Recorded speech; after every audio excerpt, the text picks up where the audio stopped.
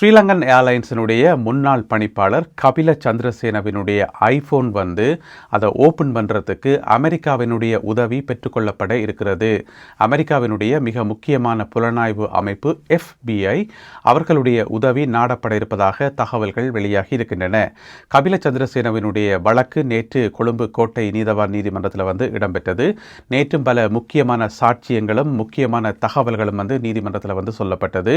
அப்போ நீதிபதி இந்த வழக்கை விசாரிக்கிற நீதிபதி பசன் அமரசேன இந்த வழக்கை விசாரிக்கிற போலீஸ் பிரிவு எதன்னு கேட்டீங்கன்னு சொன்னா கொழும்பு குற்றத்தடுப்பு பிரிவு CCD என்று சொல்றது கொழும்பு குற்றத்தடுப்பு பிரிவு.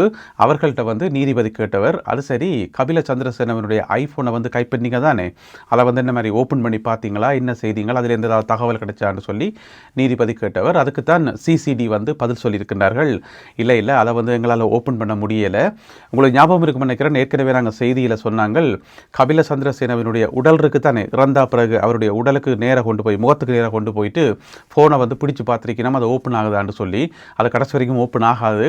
எனவே அப்படி இருக்க ட்ரை பண்ணிக்கணும். அது போன முறை நீதிமன்றத்தில் சொல்லப்பட்டது, இந்த மாதிரி நாங்கள் இப்படி ட்ரை பண்ணாங்கன்னு சொல்லி. அப்போ நீதிபதி நேற்று கேட்டவர், வேறு ஏதாவது ட்ரை பண்ணீங்களா, என்ன முன்னேற்றம் ஏதாவது இருக்கான்னு சொல்லி. அதுக்கு தான் கொழும்பு குற்றத்தடுப்பு பிரிவினர் சொல்லியிருக்கின்றார்கள், நாங்கள் அமெரிக்காவினுடைய புலனாய்வு அமைப்பாகிய FBIக்கு மெயில் அனுப்பியிருக்கிறோம், இமெயில் அனுப்பியிருக்கிறோம், இந்த மாதிரி உதவி செய்யுங்கன்னு சொல்லி. எனவே மிக விரைவில் அமெரிக்காவினுடைய FBIயும் இந்த விசாரணையில் களத்தில் இறங்கும் என்று சொல்லி எதிர்பார்க்கப்படுகிறது. நான் நினைக்கிறேன் இப்போ அண்மை காலத்தில் FBI இலங்கையில் தலையிடுறது இது இரண்டாவது சந்தர்ப்பமாக இருக்கணும். இதுக்கு முதல் பார்த்தீங்கன்னு சொன்னால் 2.5 மில்லியன் அமெரிக்க டாலர்ஸ் காணாமல் போனது தானே, ஆஸ்திரேலியாவுக்கு அனுப்பின காசு. அதிலேயும் பார்த்தீங்கன்னு சொன்னால் FBIயினுடைய உதவி கோரப்பட்டு அவர்கள் சில பல உதவிகளை செய்து கொண்டு வருவதாக சொல்லப்படுகிறது அந்த குற்றவாளிகளை கண்டுபிடிக்கிறதுக்கு.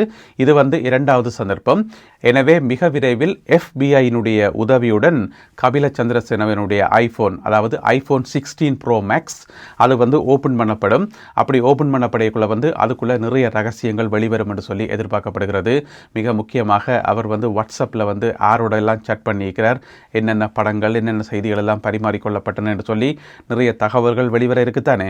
எனவே அவருடைய ஐபோன் மிக விரைவில் அமெரிக்காவினுடைய புலனாய்வு பிரிவால் திறந்து பார்க்கப்படும் என்று சொல்லி எதிர்பார்க்கப்படுகிறது. இதுக்கிடையில் கோட்டை நீதவான் நீதிமன்றத்தில் நேற்று பல சாட்சிகளும் பதிவு செய்யப்பட்டிருந்தன. இதுவரைக்கும் பார்த்தீங்கன்னு சொன்னால் இந்த வழக்கில் 18 சாட்சிகள் தங்களுடைய வாக்குமூலங்களை வழங்கியிருக்கிறார்கள். அதே போல நேற்றும் சாட்சியங்கள் பதிவு செய்யப்பட்டன. அதில் மிக முக்கியமான சாட்சியம் கொடுத்தது யார் சொல்லுங்க பாப்போம், அரவிந்த டி சில்வா இருக்கார் தானே, அவற்றை வீட்டில் தான் இவர் உயிரிழந்தவர். அந்த வீட்டு CCTV கேமராவை பூட்டினா அந்த டெக்னீசியன், ஏன்னு சொன்னால் CCTV இருக்குது ஆனால் வேலை செய்யலை, கேமராக்கள் எல்லாம் ஒழுங்காக வேலை செய்யுது, ஆனால் அந்த காட்சிகள் ரெக்கார்ட் ஆகலை. இதுதான் பெரிய மர்மமாக இருந்தது. அப்போ சம்பந்தப்பட்ட டெக்னீசியனை கூப்பிட்டு கேட்கத்தானே வேணும், அது சரி என்ன கேமரா எல்லாம் பூட்டி வச்சுக்கிறீங்க, ஒன்றுமே வேலை செய்யலை, என்ன பிரச்சனைன்னு சொல்லி கேட்கத்தானே வேணும். அப்போ நேற்று நீதிமன்றத்தில் கூப்பிட்டு கேட்டது. அதுக்கு அவர் சொன்னவர், ஐயா நாங்கள் 2021ஆம் ஆண்டே கேமரா பூட்டினாங்க, அப்பெல்லாம் வேலை செய்துதான் இருந்தது, இப்போ ஒரு 2 வருஷத்துக்கு முதல் மெயின்டெனன்ஸ் பண்ணுறதுக்காக நான் போனான், அப்பவும் சரியாக தான் வேலை செய்தது, எல்லாமே ஒழுங்காக ரெக்கார்ட் ஆனது, அதுக்கு பிறகு என்ன நடந்ததுன்னு சொல்லி எனக்கு தெரியாதுன்னு சொல்லி அவர் தன்னுடைய வாக்குமூலத்தை கொடுத்துருக்கிறார். இப்போ என்ன பிரச்சனைன்னு சொன்னால் 2 வருஷத்துக்கு முதல் அந்த CCTV எல்லாம் ஒழுங்காக வேலை செய்திருக்குது, அந்த காட்சிகள் எல்லாம் ரெக்கார்ட் ஆகி இருக்குது, அதுக்கு பிறகு கண்டினியூவாக தொடர்ந்து வேலை செய்திச்சுதா அல்லது இடையில ஸ்டாப் பண்ணப்பட்டதா, அப்படி ஸ்டாப் பண்ணியிருந்தாலும் அது வேணுமென்று ஸ்டாப் பண்ணப்பட்டதான்னு சொல்லி கணக்க சந்தேகங்கள் இருக்குது. எனவே அது போகத்தான் அதுக்கான விடைகள் கிடைக்கும். இண்ட வரைக்கும் பார்த்தீங்கன்னு சொன்னால் சம்பவம் நடந்து இப்போ எவ்வளோ நாளாச்சுது, இண்ட வரைக்கும் அது கொலையா தற்கொலையான்னு சொல்லி அந்த கேள்விக்கு இன்னும் பதில் காண முடியலை. வழக்கு விசாரணைகள் தொடர்ந்து இடம்பெற்று வருகின்றன. நேற்று செவ்வாய்க்கிழமை இந்த ஒரு வழக்கு மட்டுமில்லாமல் இன்னும் நிறைய வழக்குகள் நடந்தது நீதிமன்றங்களில். எல்லாமே பார்த்தீங்கன்னு சொன்னால் முன்னாள் அமைச்சர்மார், முன்னாள் பாராளுமன்ற உறுப்பினர்கள், இந்த மாதிரி பெரிய பெரிய ஆக்களோட சம்பந்தப்பட்ட வழக்குகள் நேற்று நடந்தது. அதில் பார்த்தீங்கன்னு சொன்னால் முன்னாள் பிரதி அமைச்சர், அவருடைய பேர் S. குணவர்த்தன, அவருக்கு எதிராக லஞ்ச ஊழல் ஆணைக்குழுவால் 4 வழக்குகள் போடப்பட்டிருந்தன. எல்லாமே ஊழலோட சம்பந்தப்பட்டது தான். அந்த 4 வழக்குகளுக்கான விசாரணைகள் நேற்று இடம்பெற்று நேற்று தீர்ப்பு சொல்லப்பட இருந்தது. ஆனால் நீதிபதி சொல்லியிருக்கார், அந்த தீர்ப்பை இன்னுமே அந்த இறுதிப்படுத்தலை, இதுதான் தீர்ப்புன்னு சொல்லி இன்னும் இறுதிப்படுத்தலை. அதனால் ஜூன் மாதம் 9ஆம் தேதிக்கு அவருடைய வழக்கு ஒத்தி வைக்கப்பட்டிருக்கிறது. ஒரு பிரதி அமைச்சருக்கு எதிராக 4 வழக்குகள், 4மே மோசடி வழக்குகள். அதில் 2006ஆம் ஆண்டு தேசிய லொத்தர் சபையினுடைய தலைவராக இருந்தவராம். அப்போ 2006ஆம் ஆண்டில் தேசிய லொத்தர் சபையினுடைய தலைவர், அதுக்கு பிறகு பிரதி அமைச்சராக வந்திருக்கிறார் எஸ் குணவர்த்தன. அவர் வாடகை வாகனம் சம்பந்தப்பட்ட ஒரு ஊழல் ஒன்று செய்திருக்கார். நினைக்கிறேன் அரசாங்கத்தினுடைய வாகனங்களை தூக்கி பிரைவேட்டுக்கு வாடகைக்கு விட்டாரோ இன்னும் தெரியல. அது சம்பந்தமாக 4 வழக்குகள். எனவே ஜூன் மாதம் 9ஆம் தேதி வரை அந்த வழக்கு விசாரணைகள் ஒத்தி வைக்கப்பட்டிருக்கின்றன. இந்த வழக்கு இடம்பெற்றது கொழும்பு மேல் நீதிமன்றத்தில். அதே மாதிரி நேற்று இடம்பெற்ற ஒரு சில விசாரணைகள் இந்த சட்டவிரோதமான சொத்துக்கள் சம்பந்தப்பட்ட விசாரணைகளை முன்னெடுக்கிற சிஐடி பிரிவிற்கு தானே அவர்களை சொல்றது PCID என்று சொல்லி அவர்கள் மேற்கொண்ட விசாரணைகளை பார்த்தீங்கன்னு சொன்னா முன்னாள் அமைச்சர் பவித்ரா வன்னியாராச்சி நேற்று விசாரணைக்கு அழைக்கப்பட்டு பல மணி நேரமாக அவரிடம் வாக்குமூலம் பெறப்பட்டதாக சொல்லப்படுகிறது. ஏனென்று சொன்னால் அவ சேர்த்து வச்சுக்கிற சொத்துக்கள் எல்லாமே சந்தேகத்துக்கிடமான முறையில் சேர்க்கப்பட்ட சொத்துக்கள் என்று சொல்லி எக்கச்சக்கமான சொத்துக்கள் சேர்த்து வச்சுக்கிறாவாம் முன்னாள் அமைச்சர் பவித்ரா வன்னியாராச்சி. ஆனால் சொத்துக்களில் டவுட் இருக்குன்னு சொல்லி நேற்று கூப்பிட்டு பல மணி நேரம் விசாரணைகள் இடம்பெற்றிருக்கின்றன. அது ஒரு விசாரணை. அதே போல் நேற்று குற்றப்புலனாய்வு பிரிவில் இடம்பெற்ற ஒரு விசாரணை இப்போதைய பாராளுமன்ற உறுப்பினர் முஜிபுர் ரஹ்மான் அவரிடம் குற்றப்புலனாய்வு பிரிவினர் ஒரு வாக்குமூலம் ஒன்று எடுத்திருக்கிறார் நேற்று. ஏனென்று சொன்னால் யாருடைய ஃபோனில் காய்ச்சவராம், அதாவது சிறைக்குள்ளே இருக்கிற ஒரு கைதியோட சந்தேகத்துக்கிடமான முறையில் சர்ச்சைக்குரிய முறையில் ஃபோனில் காய்ச்சவராம்.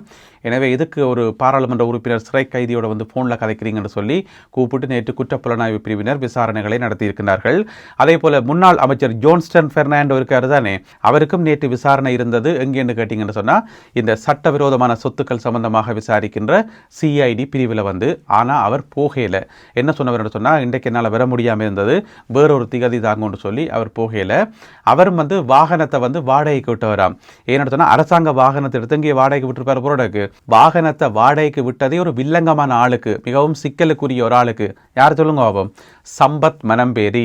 அவர் தான் ஏற்கனவே கைது செய்யப்பட்டு போதைப் பொருள் வச்சிருந்தார், புதைச்சி வச்சிருந்தார், ஆயுதங்களை சப்ளை பண்ணார்னு சொல்லி ஏகப்பட்ட குற்றச்சாட்டுகள். அதாவது நாமல் ராஜபக்சவினுடைய யாழ்வா, அதாவது கூட்டாளி அவர் தான் சம்பத் மனம்பேரி. அவருக்கு போயிட்டு வாடகைக்கு விட்டுக்கார். அப்போ எல்லாத்தையும் கூட்டி கழிச்சு பாருங்க, எல்லாம் சுற்றி ஒரு இடத்துக்கு தான் இருந்தெல்லாம் சொல்லண்டு. எனவே அவருக்கு எதுக்கு நீங்கள் வாகனத்தை கொடுத்தனீங்கன்னு சொல்லி நேற்று விசாரணை இருந்தது. ஆனால் விசாரணைக்கு நேற்று போகையில் வேறொரு திகதி கேட்டிருக்கிறார்.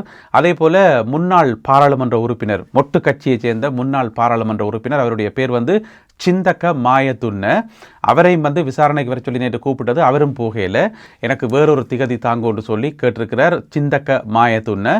எனவே PCID அவருக்கு இன்னும் ஒரு டைம் கொடுத்திருப்பார்கள். அதே போல இன்னும் ஒரு பிரதேச சபையினுடைய முன்னாள் தலைவர், நாவலப்பிட்டி பிரதேச சபையினுடைய முன்னாள் தலைவர், அவருடைய பேர் அமல் பிரியங்கர, அவருக்கும் நேற்று வழக்கு விசாரணைகள் இடம்பெற்றது. இப்படியே பார்த்தீங்கன்னு சொன்னால் நேற்று செவ்வாய்க்கிழமை சுற்றி ஒரே விசாரணைகள் தான். எல்லாரும் இந்த முன்னாள் அமைச்சர் மேல் முன்னாள் பாராளுமன்ற உறுப்பினர்கள் சொல்லி அந்த கால ஆட்சியிலிருந்து செய்யாத அநியாயங்களே இல்லை.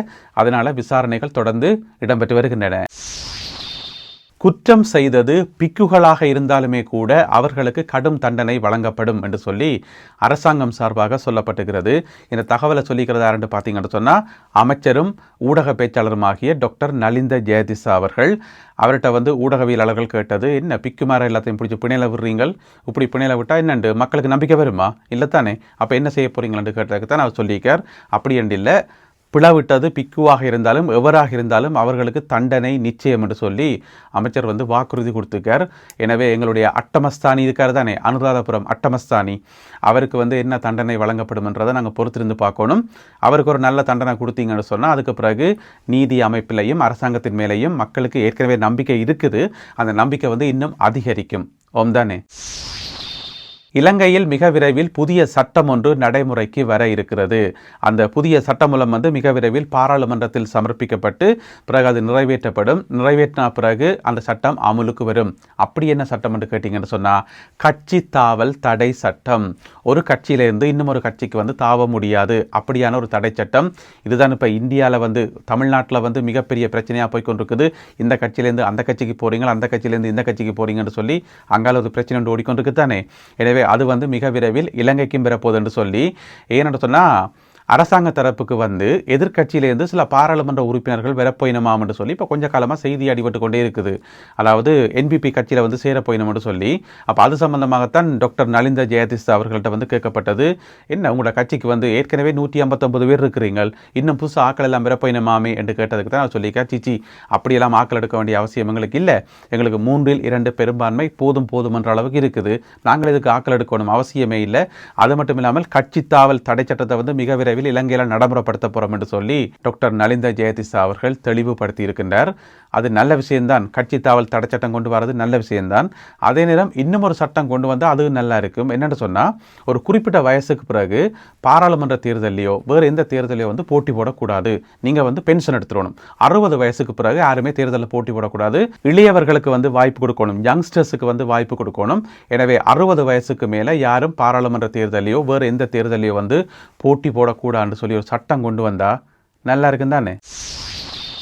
இந்த காணொளியில் பகிர்ந்து கொள்ளப்பட்ட இந்த செய்திகள் தொடர்பான உங்களுடைய கருத்துக்களை மறக்காமல் கீழே எழுதுங்கள். மீண்டும் இன்னும் ஒரு காணொளியில் உங்களை சந்திக்கின்றேன். அதுவரை நன்றி, வணக்கம்.